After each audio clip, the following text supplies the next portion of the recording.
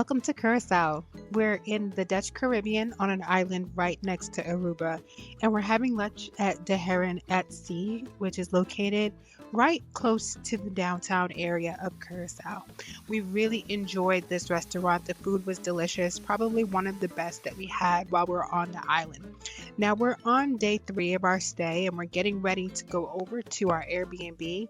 But first, let me show you around Scuba Lodge. We came here to eat at the restaurant De Heron at Sea, but it's a cute place to stay if you want to kind of be in the mix of the Willemstad general area. Curacao is much different from a lot of the Caribbean islands that you might have visited because it's pretty flat and very deserty.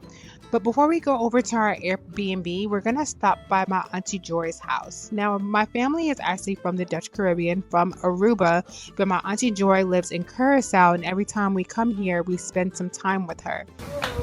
Hello, knock knock. Hey, welcome to my palace. Hello. It's a detour we had to take. It's about a 30-minute drive from the Curacao International Airport to Janthiel, where our Airbnb is located. Now, this side of the island is luxury. We really enjoy Janthiel because it's more of a community-based neighborhood. Palm tree trying to take me out. Maria! It's a huge house. Now let me give you a tour of this stunning Airbnb in case you want to stay here on your next visit to Curacao.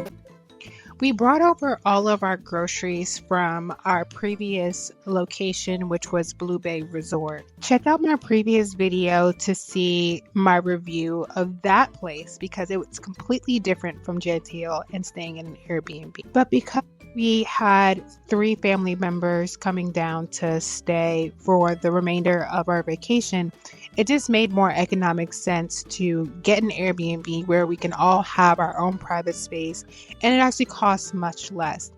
Now, Janthiel is a community on the coastline, and it's walking distance to the beach where our Airbnb was. We actually had rental cars, 2 rental cars, one for Stephen and I, and the others got one when they came in.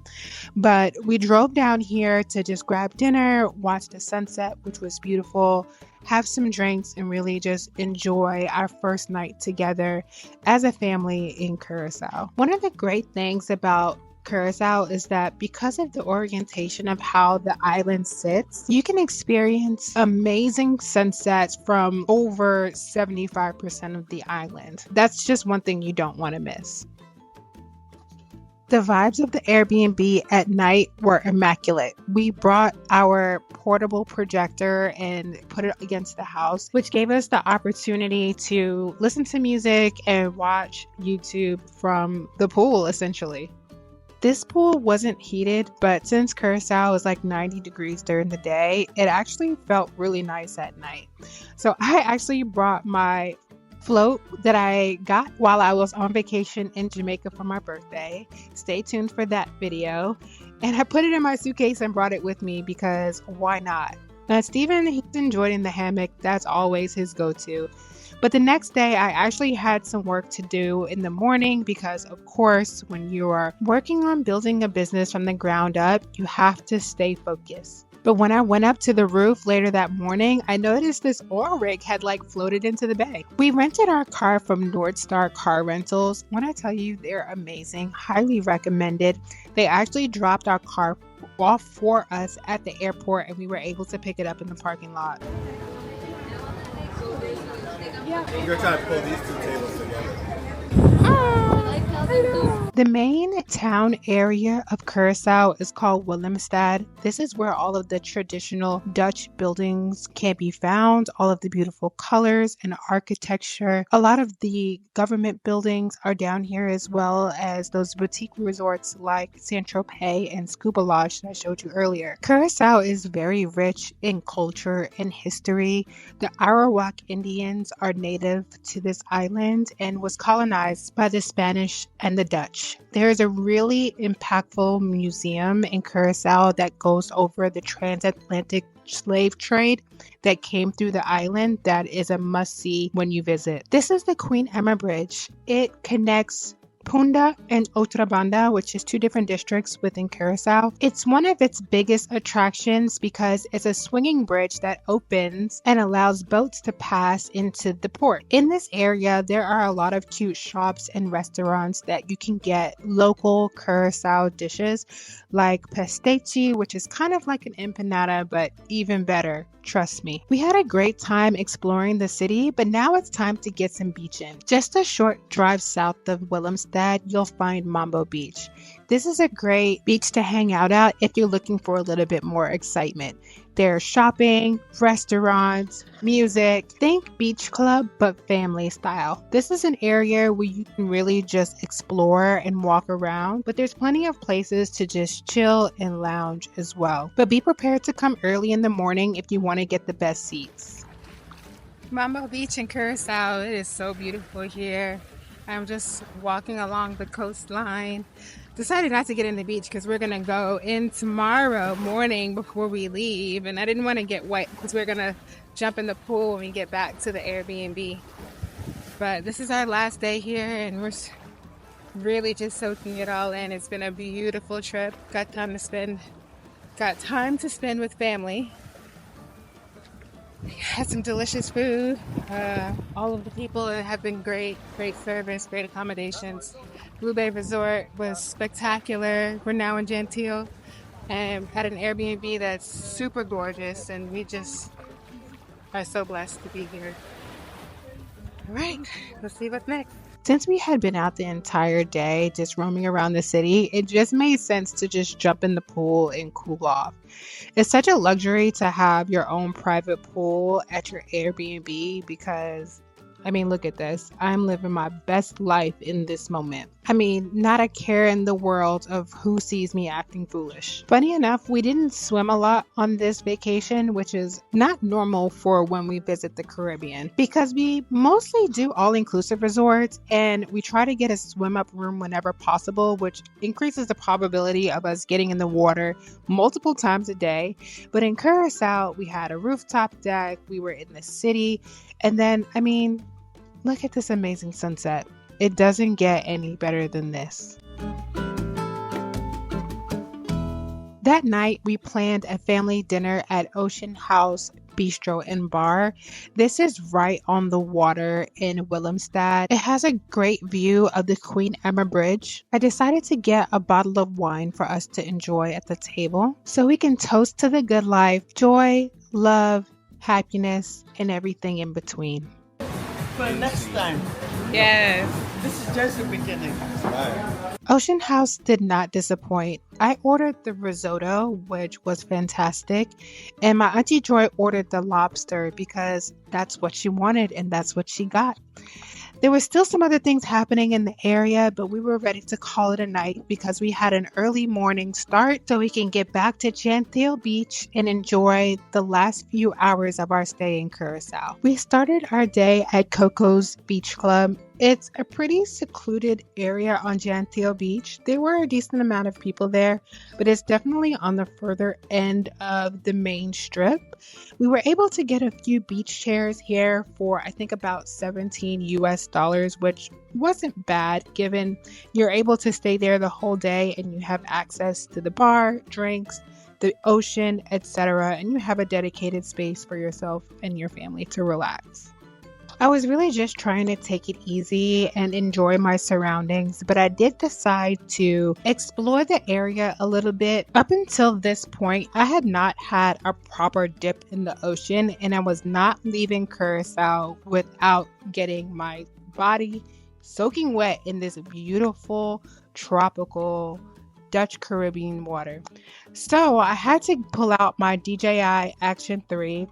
This camera is waterproof. It was my main camera before I got the DJI Osmo Pocket 3, which is what I'm filming this vlog on. This camera had stopped working for me for a while, but the problem was that it needed to be updated. So that was my bad. I do use my OG GoPro handle with this camera because it just sits better in the hand. My beach chair neighbor actually told me to take the pier to the other side of the beach.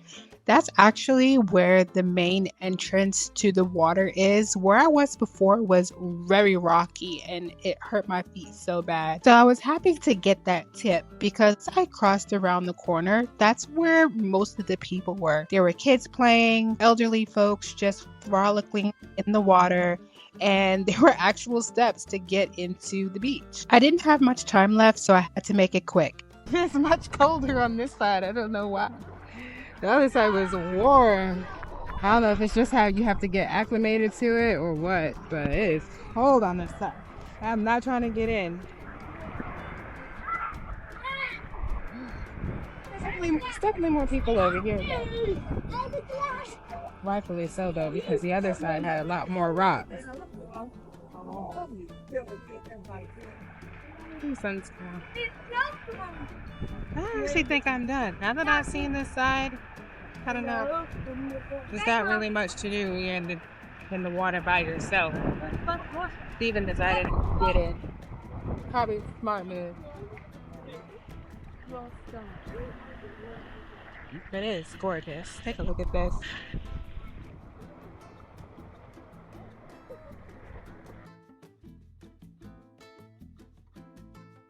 All right. We're going to try to have a brunch before we leave at a place called Fresh down here at Gentile Beach, and then we're going to stop and say bye to Auntie Joy, and then we're going to leave. So this is our last day in Curacao. It should be good. You want to get in the vlog? No. Okay.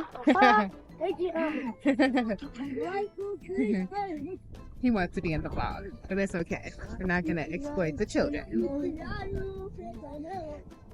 Water is super blue. Now that I'm in here, it's not as bad. So I guess it's just like the pool. You kind of just got to acclimate to it. We didn't spend a whole lot of time in the pool either. I think the pool is really just for vibes. Like, we love swim up, we love ocean, but we very rarely get in. We just like to look at it, and I think that's okay. But when you're in the Dutch Caribbean, you have to get in the water. It's so blue, and the salt water is actually really good for your body. Help heal the ailments and just rejuvenate the skin. Yeah, my mom used to like to take the sand and exfoliate like your legs and your arms. It's a very natural not antioxidant, exfoliant. So yes. Go now so we can get to the airport for like 2 o'clock. And I think the airport's probably about 20 minutes away. So let me use my time wisely, and I'm going to enjoy the last bit of sea while I can. But yeah, I'll give you guys one last look at beautiful Curacao. I definitely encourage you to come and travel here if you can. Aruba is right next door, which is a more popular island. I haven't been to Aruba since I was maybe a child. Definitely a child. So that's on my list to check out. But we try to come to Curacao as much as we can so we can visit my Auntie Joy because we love her, and you know, we're not here forever. So we have to spend as much time with them as possible. Okay. All right. We've come to the end of our trip in Curacao. We spent 5 beautiful days here, but now it is time to say goodbye. See you in the next vlog.